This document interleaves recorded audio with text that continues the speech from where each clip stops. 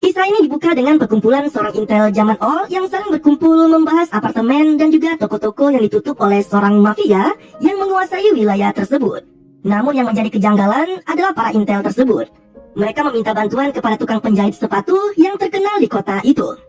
Kemudian adegan loncat dan memperlihatkan seorang pria yang bernama Max yang merupakan seorang penjahit sepatu. Ia menghabiskan hari-harinya untuk menjahit sepatu kulit di daerahnya. Max ini bertetanggaan dengan seorang pencukur rambut yang bernama Jimmy. Dan tampaknya Jimmy ini sangatlah peduli dengan Max. Ia sering menanyakan keadaan ibunya yang sedang sakit. Nah, suatu hari, seorang wanita yang bernama Carmen mendatangi Max untuk mengajaknya melawan sebuah gerakan pengembangan pertokoan di wilayah itu.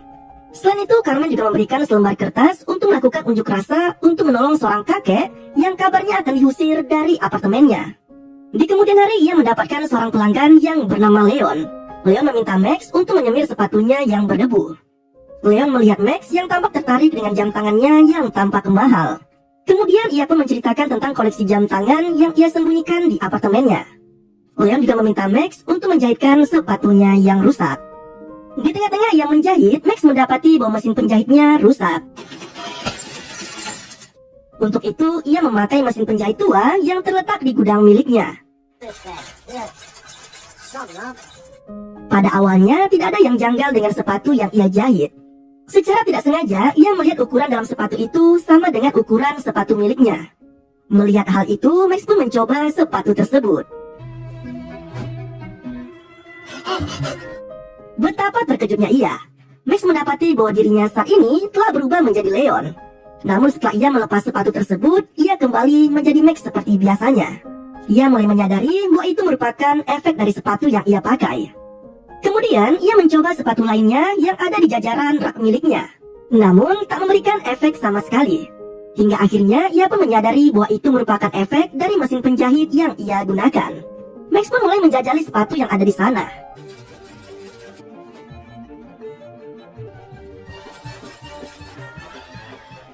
Dia mencoba sepatu-sepatu itu dan Max pun mulai memiliki sebuah ide. Ia menjajal kekuatan sepatu jahitannya itu dengan menjumpai Jimmy, tetangga akrabnya, yang ternyata ia sama sekali tidak mengenali Max yang sedang berubah wujud menjadi orang lain. Max mulai menggunakan kekuatan sepatu jahitannya itu untuk berubah wujud menjadi siapapun yang ia mau. Kemudian dia menjenguk ibunya yang sedang sakit. Lalu ia pun mulai bertanya kepada ibunya tentang apa yang ingin ibunya harapkan saat ini. Ibunya pun menjawab bahwa jika ia berkesempatan, ibunya ingin makan malam bersama suaminya yang telah pergi meninggalkannya beberapa tahun yang lalu. Mendengar jawaban ibunya itu, Max tersenyum dan berniat akan mengabulkan permintaan ibunya. Keesokan harinya, ia mendapati seorang pelanggan wanita yang bernama Terin. Terin meminta Max untuk menjahitkan sepatu pacarnya yang sedang rusak. Dan malam harinya, Max menggunakan sepatu jahitannya itu untuk menyamar menjadi pacar dari Terin. Ia datang ke apartemen Terin dengan wujud pacarnya. Secara kebetulan, Terin saat itu sedang mandi.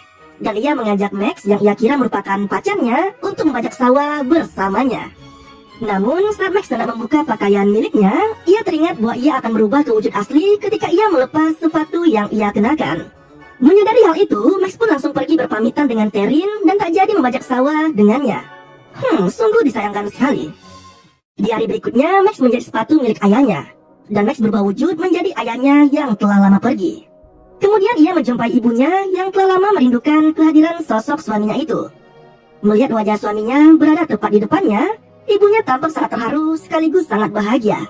Mereka pun berdansa bersama pada malam itu, hingga ibunya merasa lelah dan tertidur.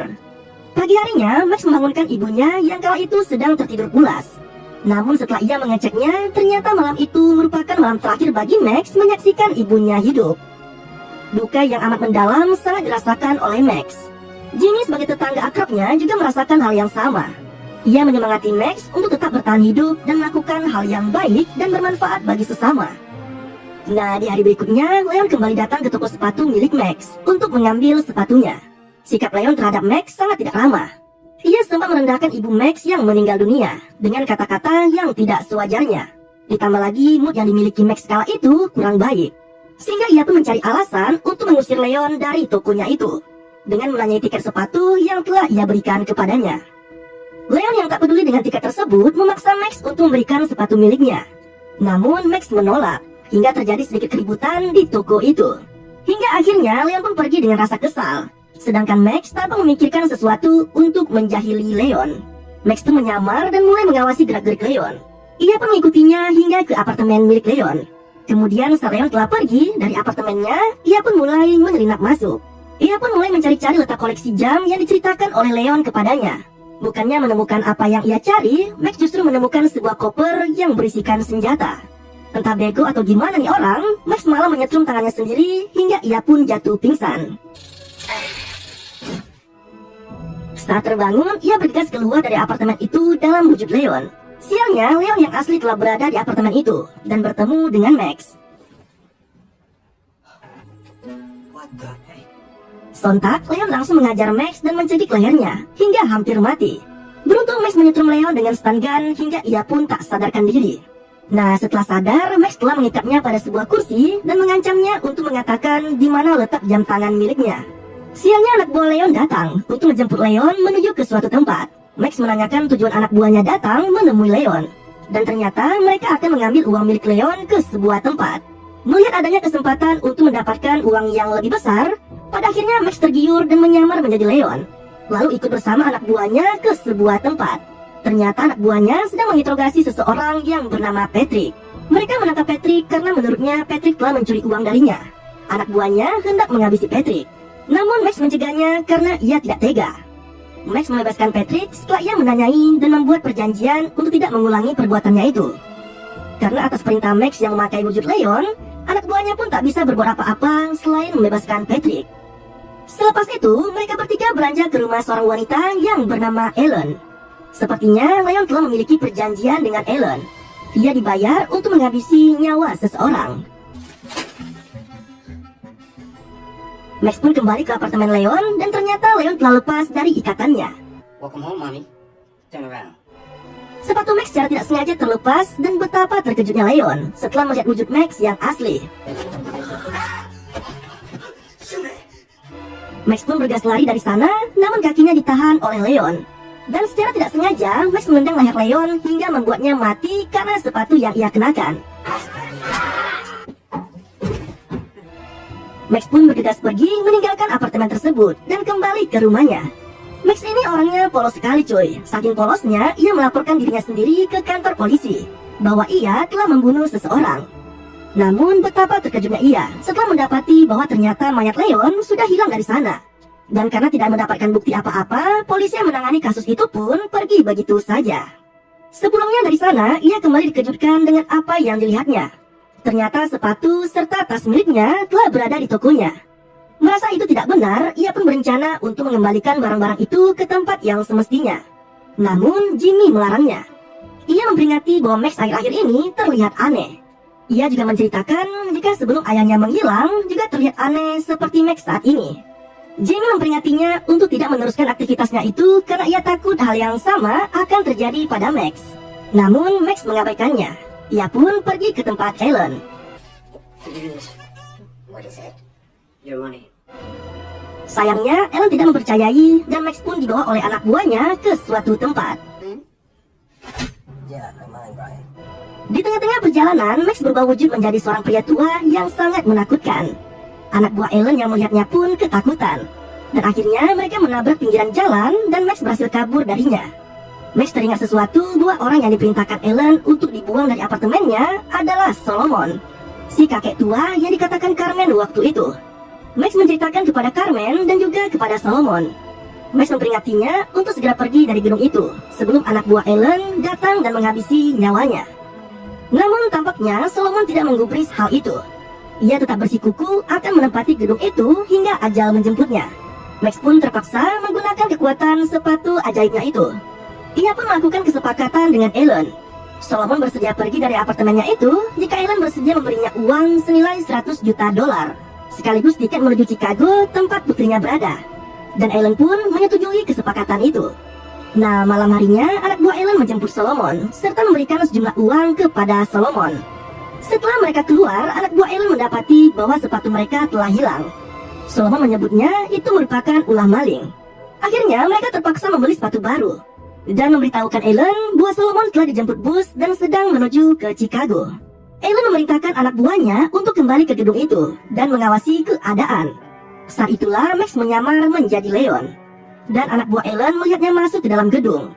Ia pun lantas mengikutinya. Anak buahnya itu terkejut setelah melihat ternyata temannya sedang disekap di dalam ruangan. Yang mana itu merupakan Max yang sedang menyamar. Dan ia pun berhasil melumpuhkan anak buahnya itu setelah menyetrumnya dengan taser. Ia kemudian mengkonfirmasi bahwa kondisi gedung baik-baik saja, sehingga Ellen datang ke tempat tersebut dan memeriksanya langsung. Namun betapa terkejutnya ia setelah mendapati bahwa Solomon masih berada di dalam gedung tersebut dan tetap bersikukuh untuk tetap tinggal di gedung tersebut.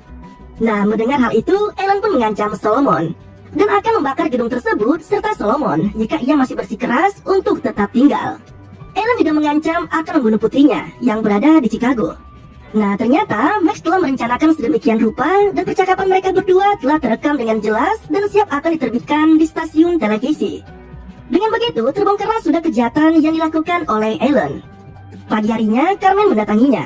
Ia menyampaikan terima kasih karena Max telah membantunya mengatasi kejahatan yang dilakukan oleh Ellen. Ia juga mengajak Max untuk ngedate bareng bersamanya. Dan akhirnya, setelah sekian lama menjomblo, Max akhirnya menemukan pasangan hidupnya. Dan itu merupakan pencapaian yang sangat besar. Malam harinya ia mengembalikan semua barang Leon yang telah ia ambil darinya kepada pacar Leon dan ia menyarankan untuk menjualnya dan menukarkannya dengan banyak uang. Selepas itu ia keluar dan ternyata ia telah ditunggu oleh seorang pria yang tak dikenal. Yang ternyata pria tersebut merupakan anak buah Patrick, orang yang telah ditolongnya tempo hari.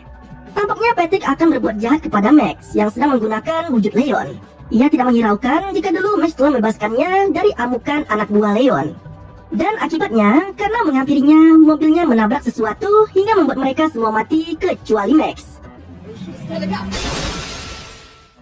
Dan secara ajaib, Max telah berada di tempat Jimmy.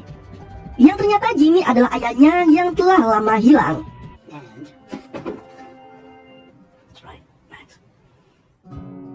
Ayahnya juga menggunakan kekuatan mesin sepatu ajaibnya itu. Ternyata selama ini ia memiliki sebuah organisasi penjahit sepatu ajaib yang tersebar di seluruh dunia. Dan itu sudah ada secara turun-temurun dari generasi ke generasi. Ya, semacam agen rahasia gitulah. Terima kasih telah menonton video ini. Sampai jumpa pada video selanjutnya.